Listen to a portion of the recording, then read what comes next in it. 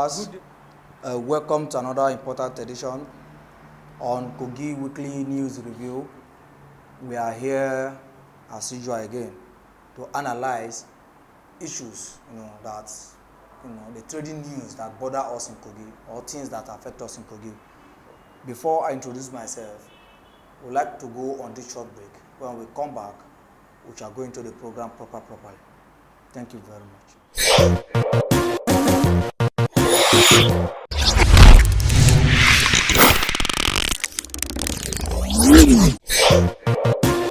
Welcome back. This is Kogi Weekly News Review. Today, I'm here with my brother as usual. My own name is Muhammad Aliyu Obaka, also known as Ogijo Olopu. And the people's comrade, Tijani Usman. Comrade Tijani Usman. Yeah. So we won't like to waste your time. Insecurity, kidnapping of Eje Ankpa. There is an acting Eje and he has been kidnapped. What's your take on that? Good day to our viewers on this golden platform, Ogojo Olopo. Very informative and fact-finding. You see, the kidnapping of the acting Eje of Ankpa is a signal that our campaign for insecurity in Kogi State, as in the state of insecurity in Kogi State, really needed to be double attention. And you see, we keep on arguing here, yes, and I've said it time without number, that insecurity is the most bothersome issue as far as Kogi is concerned now. And this is not unconnected with the political thuggery actors that were used during the manipulated, disheartening 2019 election on Kogi Guba decide. Now the boys have guns in their hand, so they can take anybody to custody. And they have even gone beyond what the government can be able to draw down. But there is no lot of insecurity that can surpass the ability of the government to succumb. It is very bad that to the extent of kidnapping a royalty, there is an endemic implication in that kind of ungodly heart, and it is good that a personality of person like the Deputy Speaker of the Kogi State House of Assembly is raising a condemnable voice to that action.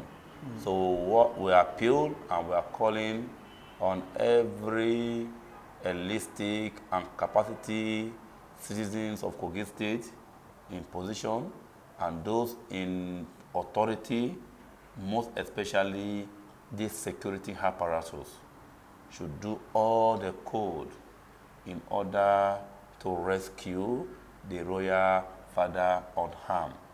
And the government has to set up in order to prevent any further reoccurrence of that. Particularly now that we are going to the Yuletide periods, that the home will be unsafe for many. And these are the period people come in to celebrate with loved one. So I would think the government should double attention.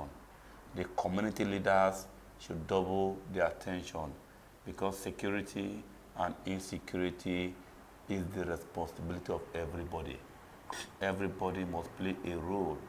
But given the subject, we appeal to the abductors to, as a matter of urgency, on harm, to release the renounced royal father, Eje of Ankpa, who is one of the high-class traditional institutions as far as Kogi and Nigeria is concerned. Thank you. Thank you very much. I would like to add to your voice also. I think around 2 weeks ago, yeah, one of these colleagues was also kidnapped. Okay. And it was released, I think, the day before yesterday. That is on Friday. Okay. We keep, begging and asking people to stop all this, ungodly acts. Somebody that has worked, has served his fatherland, and retired, what do you expect him to get? Is it his pension you want to collect? Even the pension self, they have not been paying them. They are complaining. Why will you kidnap such person? What will they get from him? What will you get from him?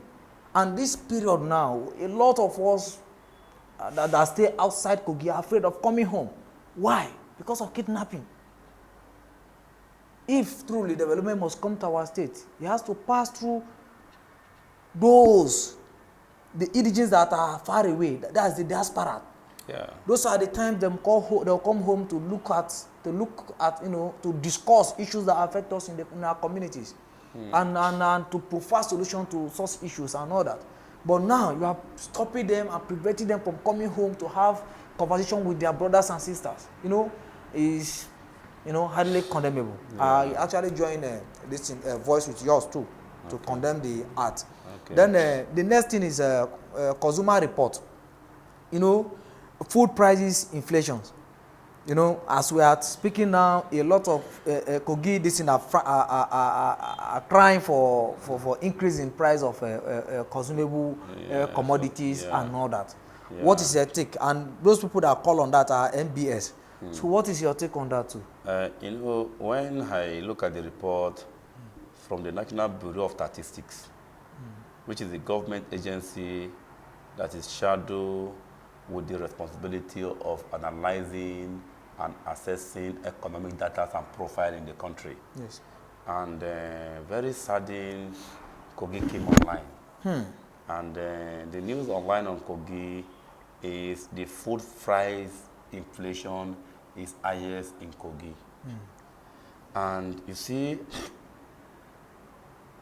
some time ago we're here when we're discussing about the rationale beyond the policy of the government decision in order to increase, to put some kind of this thing on the bread industry. Yes, levy. And levy on the bread industry. Yes. And one of these effects was the endemic increase in food price.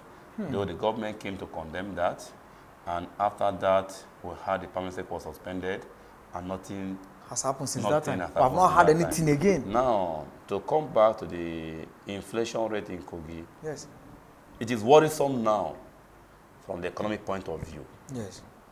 At a time where level of economic activities in the state is depressed because the state is experiencing what I term as economic devaluation or depression, because every activities economically is declining. Yes. Industrial activities is dwindling down. Then the civil service class are on percentage salaries. So that means the consumable or the kind of income accruable for consumption is reducing, and the market price of goods and servicing is increasing. So there is a kind of multi-economic effect that shows kind of scenario will call. And unfortunately, the state is purely a civil service dependent. Now, if we are now experiencing with this kind of statistical report that the level of inflation on food items in the state is high, automatically the signal it is giving is our people are going to be faced with more economic endemic. Poverty, the real poverty that we're talking about is what our people are going to be faced with. So definitely, at this point in time, it is not just a government responsibility alone now. To be candid and to be frank, industrialists should come home. But before they come home, there's a problem, which is a lacuna. The state is not secured. Otherwise, we would have been calling on investors to locate the state and invest in the potential of agriculture because Kogi is blessed with enormous agricultural resources and which any varieties of food supplement that we are talking about can be produced in Kogi from the primary to the secondary supplement. Okay, so the government have to look into what best economic policy they can be able to put in place to rationalize the effect of the increase in food production Thank or you very pricing much. in the state. Thank you very much. Now, Governor Yaya Bello appointed Engineer Professor Salau Sadiku as a COSTECH Vice Chancellor, and other management staff. What is your take on that too? When you talk, they look the camera direct. The appointment of Engineer Professor Sadiku Salau as the Vice Chancellor of Confluence University of Science and Technology, Lokoja, that is Osara. First and foremost, congratulations to him as a person. Looking at the appointment, he's an indigenous of Kogi State. That means he's qualified in order to be a Vice Chancellor of the university. He hailed from Okene in the Kogi Central. And while we congratulated him for his choice of appointment, I only have a rationale to look into the think tank of criteria that the state government use in order to make a choice of the region of who is to be the Vice Chancellor. Now, at the university level in the state, Kogi State is blessed with 3 universities now. Yes. The Kogi State University in Ayangba, the Federal University in Lokoja, and the Confluence University of Science and Technology in Osara. That means 1 domicile in Kogi Central, 1 domicile in Kogi West, and 1 domicile in Kogi East. That is equity. Yes. Yes. But looking at the appointment of the number 1 administrator of the school, at the Kogi State University in Ayangba, we have an indigene of the state who is also qualified but come from Kogi Central. Then we'll now look at the recent political gimmicks that play and should play. So we also have an indigene of the state from Kogi West, selected from the process of some manipulation, but however, we correlated him being an indigene of the state. Yes. Now he becomes the VC of the Federal University in Lokoja. Now coming down to the least one, I think posterity would have given that slot to the Kogi East Heritage.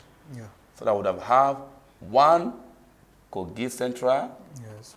1 Kogi West, and 1 Kogi East. That is equity. Now, as somebody tell us, there's Ibigo agenda. The Ebira, the Igala, and the Okon. Yes. Now, my question is that where is the Igala in this mix-up of Vice Chancellor appointment in Kogi State? So, to me, I see it as a political dubious reward, which our people actually are getting the result of the self-betrayership, which we call against when there was a time for all Kogais to have a chance to do what ought to be right. But like I keep on saying, I'm not a tribal bigot, but at the same time, we have to speak for equity. And we will continue condemning any kind of minor minority oppression against the majority. Yeah. Because we are still the majority. And meanwhile, we wish the institution well, but the process to that selection was really a kind of political game plan. Okay. Thank you. Thank you very much for your analysis. Also, I want to, beg the state government to do justice to any of the appointment they are going to make. Like the other day when we were talking on air, we told some people that look, the Kogi East are not be fairly played. Yeah. They have played them a kind of politics, just the way you have. The fact that we are not governor now does not mean that we should not have saying, or does not that we should not be treated equally. I remember as we are talking today, we have the governor of Kogi State is an Ebira person. The deputy governor is an Igala man. The the chief judge is an Ebira person. Like that. At the end of the day, among them, you can't many before you see any Kogi East, candidate in their midst. I don't buy the idea. I subscribe. I'm a peaceful advocate, and I will advise the government to always do the needful when it come to political position, so that other will not be feeling victimized while other will be feeling cheated. Thank you very much for that. Then Kogi State Polytechnic expel 34 students for exam malpractice and courses and so on and so forth. Yeah. And also graduated, 959, students. Expelling students like that, 34 students. What is your take? Is it a welcome development or what? First and foremost, I think in my recent count of activities in Kogi State Polytechnic under the leadership of Dr. Usman Ugbo, I as the acting think rector. is highly commendable. Oh. Understanding the structural, academic, and systemic organization of that institutions over the period of time. Okay. And looking at the expulsion of 34 students at first, Yes. when that news came up, I tried to look at 34 at a time, what really happened. But when I went deep, so not quite long in recent time, we saw a magic examination center outside the polytechnic environment on the media that was condemnable, and we added our voice to the condemnation. And that was one of the processes where all the victims were involved in that process. They don't need to be a product of that polytechnic, because if they go ahead, people like us will condemn it. Okay. On examination malpractices, it is not doable. It is not acceptable, and that is one of the reasons today that we have big graduates of different certificate holders across the country. That cannot defend it. Cannot defend it. So that one is a welcome development. Oh. So, and looking at another factor for the expulsion was courtism related, isn't it? Yes. And you can agree with me that some of the activities in the state today were as a result of courtism, which added to why the state is insecure. My last advice to the youth in Kogi State and Kogi in general is, we are getting close to the end of the year, that security is everybody's business. So we should be part of the team that will support the government to fight this insecurity. We should be people-loving and be ready to accommodate our brothers, sisters during this Yuletide period. And at the same time, to our enlisted from Kogi State, that they should drop all form of indifferences in the interest of posterity in order to join hands together and contribute in the area of their ability. We need to go back home and reinvest.